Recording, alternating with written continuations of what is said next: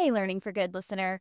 I appreciate you joining me each week to get tips and tricks for nonprofit L&D pros. I love sharing my experience and bringing you top guests from the field. But I'm not the only one doing the work around here. This podcast is edited and produced by my friends at Idea Blossoms. Idea Blossoms partners with consultants and organizations who either have or want to start a podcast.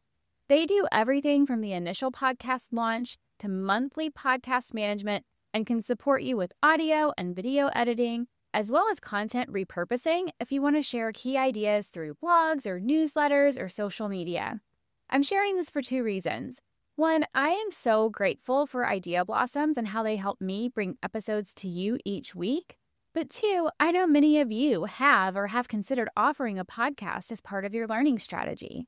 As a key contributor and sponsor of this podcast, Idea Blossoms is offering an exclusive 30% discount for Learning for Good listeners, applied to the first invoice. They have 2 spots open for 2025, so head to ideablossoms.com or email Rosa at ideablossoms.com to get started.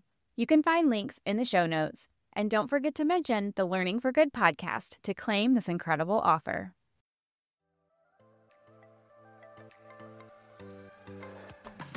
Hey friend, do you want to offer meaningful learning solutions that create behavior change, fit in the flow of work, and yield real results for your nonprofit? If yes, this is the podcast for you. Join me as I explore instructional design and leadership development best practices, as well as change management, belonging, and influence. If we haven't met yet, I'm Heather, and I've been in your shoes. I'm a learning and development consultant and founder of Skill Masters Market. Before starting my business, I led learning and leadership development initiatives for a large national nonprofit.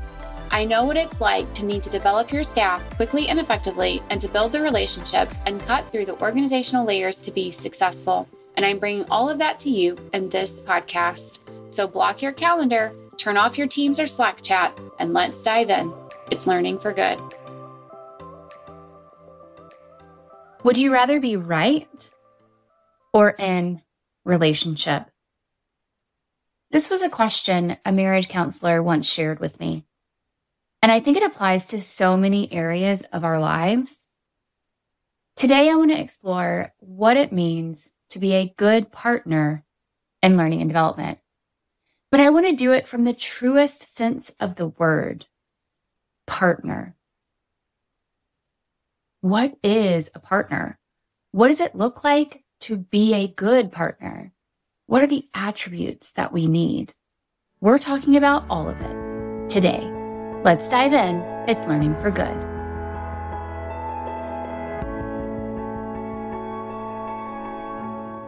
I've been in L&D for about 20 years.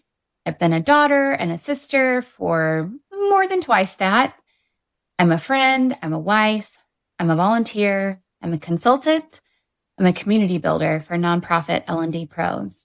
I wear a lot of hats, and all of them require me to be a good partner.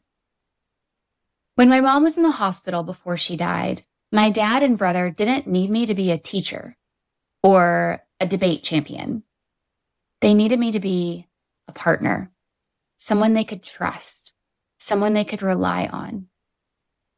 When my husband and I are looking at our kids' schedules and trying to figure out how we're going to make it all work, he doesn't need me to suddenly be a counselor.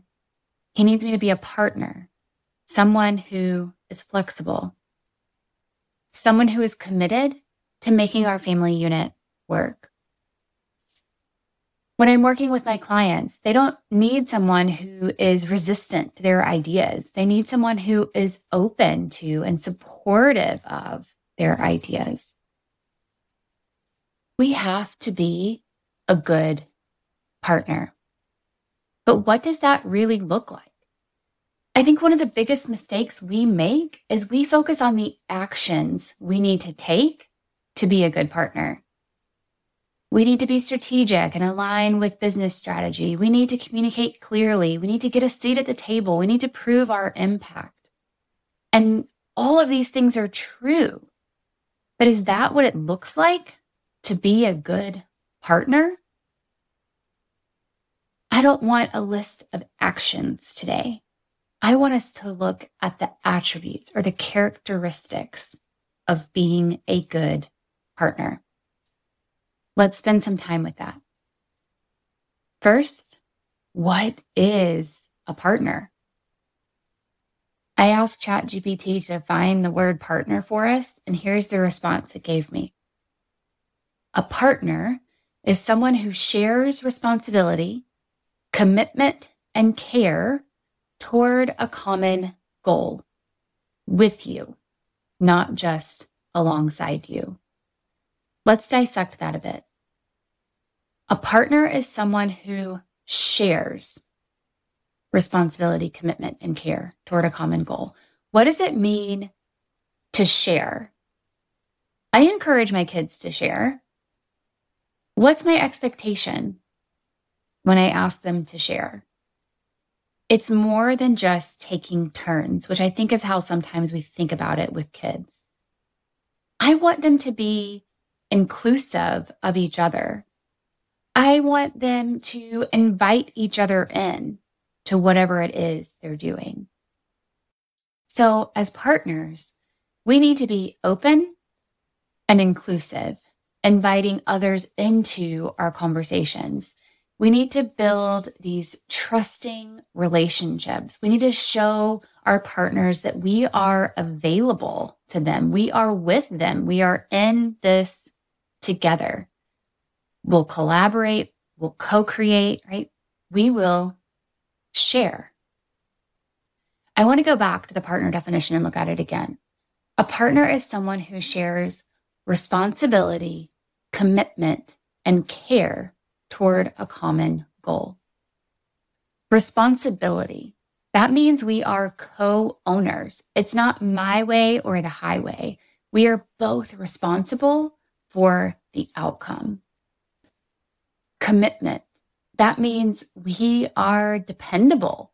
We will be accountable for our work and for our partnership, and will follow through on our promises. Our partners can rely on us.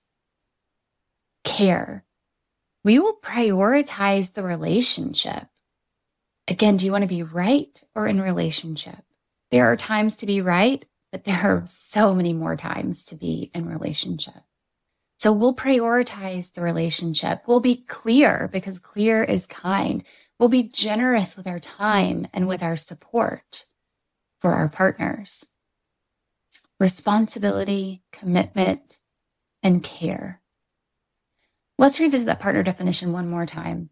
A partner is someone who shares responsibility, commitment, and care toward a common goal.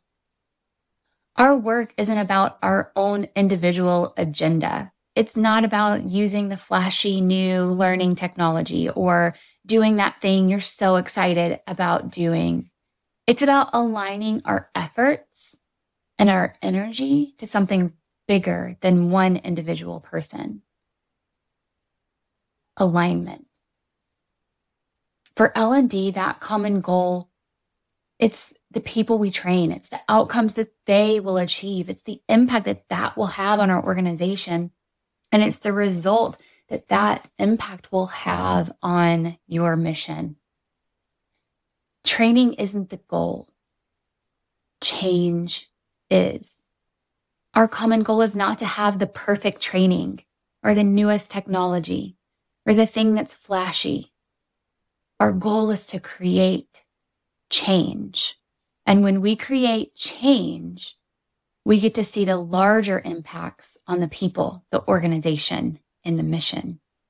But we can't do this alone. We have to do it as a partner. Now, if this is a challenge for you, you aren't alone. Being a good partner isn't always natural. And that's one of the reasons I started coaching, learning and development, and talent development pros. Sometimes we just need that outside perspective, someone who can ask questions and help us think about situations with more objectivity. My goal as a coach is to help you be a good partner. You deserve it. Your organization deserves it because our work, it matters. I'll drop a link in the show notes so that you can contact me if you want to learn more about coaching. I'll see you next time on Learning for Good. Hey friend, was this episode helpful for you? Did you like what you heard? Do you want more content like this? Here are 3 things you can do. Hit subscribe. Leave a review on Apple Podcasts or your podcast app of choice. Share this episode with a colleague. This means so much to me personally. I read every review, but it also helps me learn what content you like most so I can create more of what you want. All right, turn that Teams or Slack chat back on when you're ready, and I'll see you next time on Learning for Good.